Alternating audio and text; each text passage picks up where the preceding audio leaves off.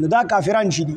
ولې تاسو ته مخکې ویلي چې کوم سړي کې عناد دی، کوم سړي کې ضد دی، دې ضدي دی، ده ته الله تعالی هدایت نه ورکوي، دې به هدایت ته نه راځي، دې ایمان نه راوړي. ولې دې ضدي دی، ده ته دا څیز پته چې دا څیز حق دی، خو د ده په زړه کې ضد دی، عناد دی. نو چې کله ضد او عناد دی نو دا سړی چې کوم دی الله تعالی بیا د هدایت نه محرومه ساتي. خو یو سړي ته پته نشته دی چې زمونږ دا دي لکه حضرت عمر رضی الله عنه، ابو جهل، د دواړو لپاره نبی علیه السلام دعا کړې وه. خدای عمرینو ته اسلام ته په عمرینو کې په یو سره قوت ورکړي. هغه دعا د حضرت عمر رضی الله عنه په حق کې قبوله شوله، د ابو جهل په حق کې ولې قبوله نه شوله؟ وی دې کې وجه دا وه چې حضرت عمر رضی الله عنه ته پته نه وه چې زمونږ د مسلمانانو دا دین حق دی او زمونږ دا دین دا ناحقه دی. ابو جهل ته پته وه چې د مسلمانانو د نبی علیه السلام دا دین حق دی، زمونږ دا غلط.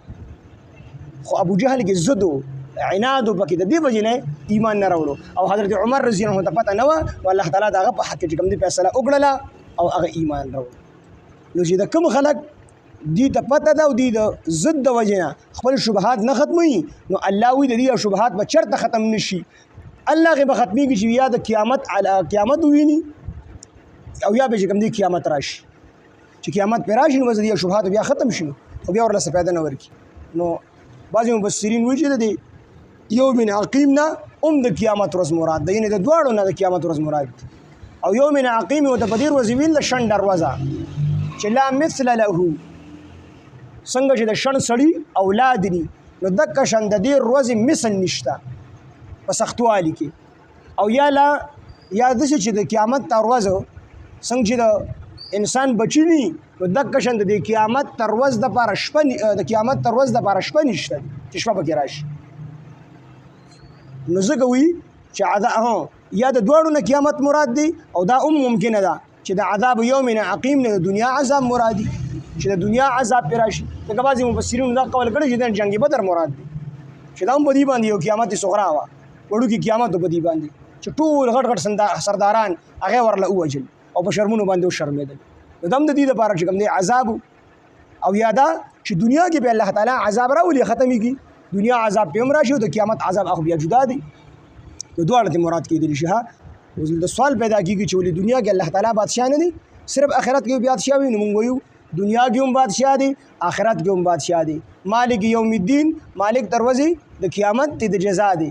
دلته مالک نه دی، دلته هم مالک دی، هلته کې هم مالک دی. نو هلته ولې د ملکیت د الله تعالی د ملکیت تخصیص ذکر، یا دلته کې ولې الله تعالی وایي چې خاص د الله دپاره بادشاهي وي؟ مطلب یې دا دی چې دنیا کې الله تعالی مجازي بادشاهي خلکو ته ورکړي دي، اختیار یې ورکړی دی. خو آخرت کې به صرف د الله بادشاهي وي او د هیڅ چا بادشاهي به نه وي، نه به د چا اختیار وي. او دنیا کې الله تعالی مجازي بادشاهي ورکړي دي، اختیار یې ورکړي. د دې وجې نه د الملک یومئذ لله چې په دغه ورځ باندې به خاص د الله بادشاهي وي. هر قسمه نعمتونه به جنت کې الله تعالی، او بیا د ټولو نه لوی نعمت هغه دا دی چې د هغې دنیا کې د سره مثل نشته دی.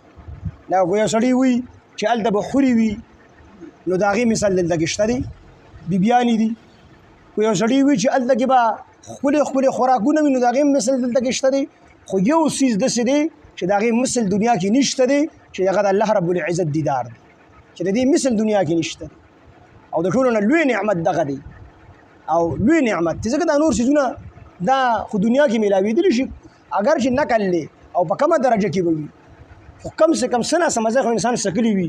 خو د الله تعالی دا دیدار چې دی نو دا دیدار داسې دیدار دی او دا داسې مزه ده چې دا په دنیا کې چا نه ده سکلی، او په آخرت کې د ټولو نه لوی نعمت دا د الله تعالی دیدار.